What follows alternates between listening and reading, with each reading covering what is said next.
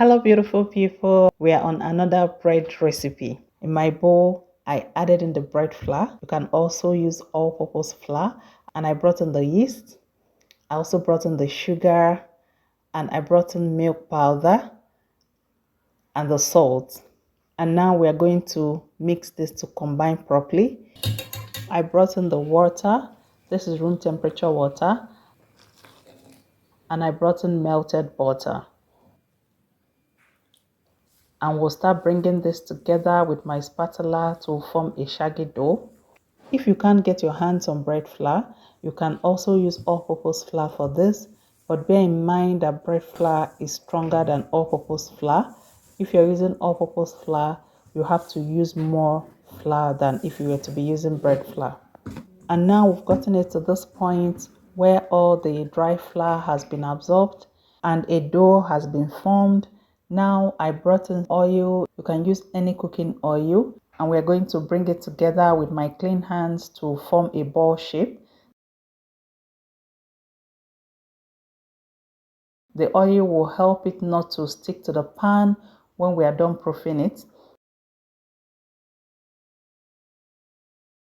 And I'll cover this with my cling film and will allow this on my counter here for up to 2 hours. We'll not be needing this at all, and it's going to turn out a very nice bread. This is after 2 hours. The dough has risen so well. Now I'll remove my plastic wrap, and with my clean hands I'll form this into a ball shape again. You can also do this. Bread making is a skill I think every family should have an idea of. It always comes in handy.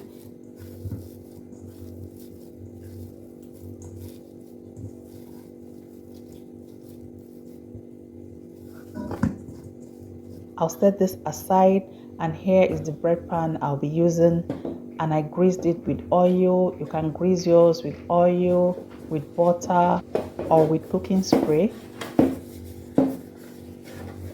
This will help the bread not to stick to the pan when it's coming out from the oven. And we'll also set that aside, and I floured my work surface and I brought in the dough because this dough is quite sticky. With my hands, we're going to extend it. So we'll be extending this dough to the size of my bread pan. You can also do that for yours. Extend it to the size of your bread pan. See how fluffy this dough is.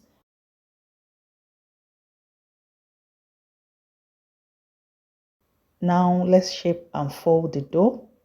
Having extended it, I'm going to roll it over just like you're seeing me do. Bread making is not rocket science. You can also do this. And when we get to the edges, we're going to pinch it together just like this. And we'll roll it on the other side and tuck in the edges.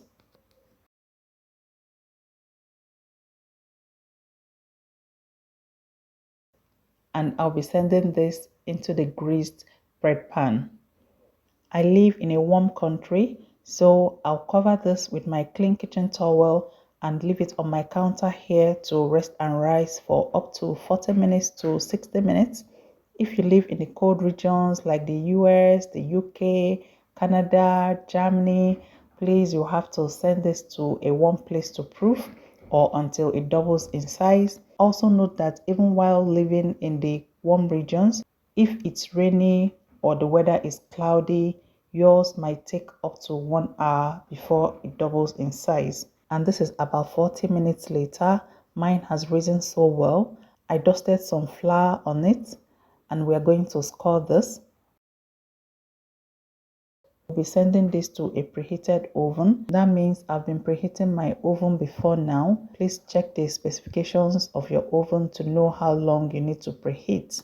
And we'll be baking at 180 degrees Celsius between 30 to 35 minutes. If you want yours crustier than mine, you can leave it for longer. But by now, my whole kitchen is filled with this great bread aroma. And this is our bread coming out right out from the oven. Quickly, I'll have to remove it from the bread pan so that it doesn't start sweating. This bread is so soft on the inside and very flaky and crusty on the outside.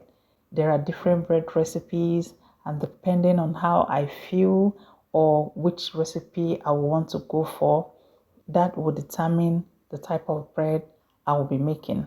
Thank you for sharing my videos and liking my videos. God bless you richly.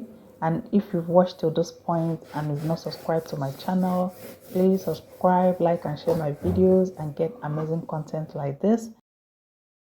Remember, at Glory Homemaker, we give you value for your time.